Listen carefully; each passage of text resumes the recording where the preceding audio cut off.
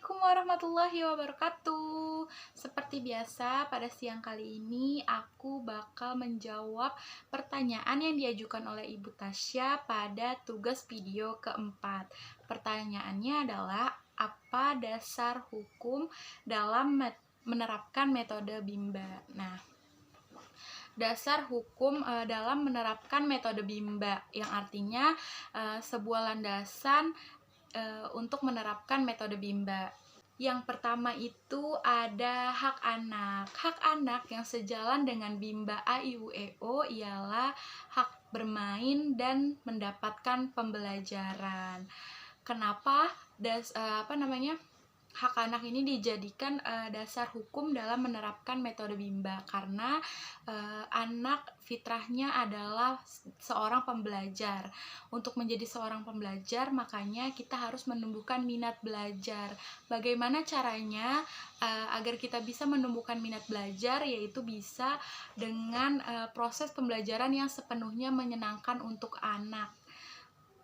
Jadi kita tahu ya, dari anak itu lahir, anak itu sudah menjadi seorang pembelajar. Dari dia mulai memasukkan benda-benda ke dalam mulut untuk berlatih indera perasanya. Pokoknya banyak sekali ya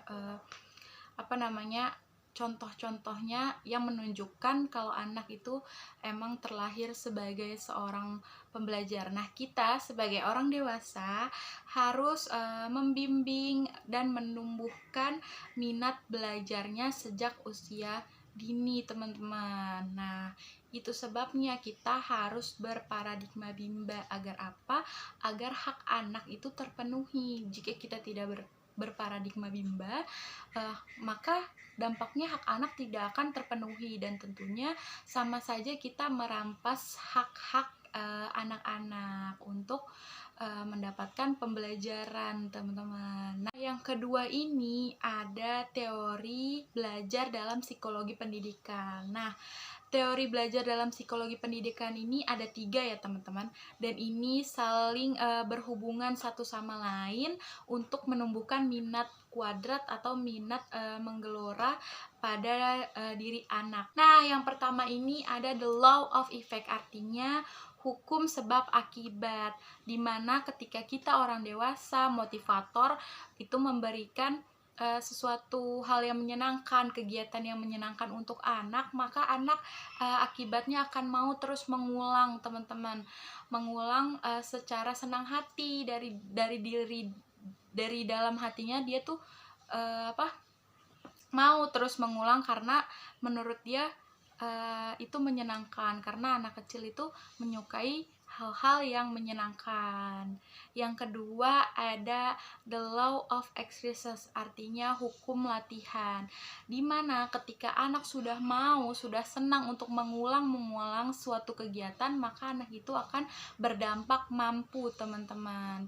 Itu sebabnya ini berhubungan antara yang nomor 1 the law of effect dan yang kedua the law of exercise, karena ketika anak sudah mau mengulang, dia akan lebih mampu, semakin mampu. Dan yang ketiga ada the law of readiness. Nah, ini artinya hukum kesiapan, dimana ketika anak sudah senang, sudah mau mengulang dengan dari dalam dirinya sendiri, sudah mau mengulang, terus lama-lama dia akan terbiasa, terus mampu.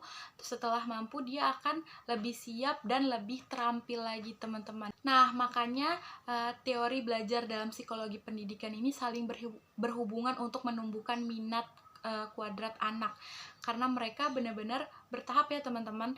Dari the law of effect itu dimana kita harus memberikan suatu hal yang menyenangkan agar anak mau mengulang, karena anak-anak suka hal-hal yang menyenangkan. Terus jika anak sudah mau mengulang, maka terjadilah hukum the law of exercise, yaitu hukum latihan, dimana jika anak terus mengulang, maka berdampak anak itu akan semakin mampu. Dan yang ketiga berhubungan lagi itu yaitu hukum the law of readiness, yang artinya hukum kesiapan. Jika anak itu sudah mau mengulang, sudah lebih mampu, maka anak itu akan lebih siap dan lebih terampil. Gitu teman-teman, dasar hukum dalam menerapkan metode yang ada di Bimba. Makanya kita harus paham dan harus menerapkan dan mensosialisasikan metode-metode dan dasar-dasar hukum dalam menerapkan metode Bimba ini kepada seluruh masyarakat. Agar apa? Agar kita dapat menumbuhkan minat belajar anak sejak usia dini, teman-teman. Oke deh, cukup sekian dari saya. Wassalamualaikum warahmatullahi wabarakatuh. Salam Bimba, tetap semangat dan terus belajar. Terima kasih.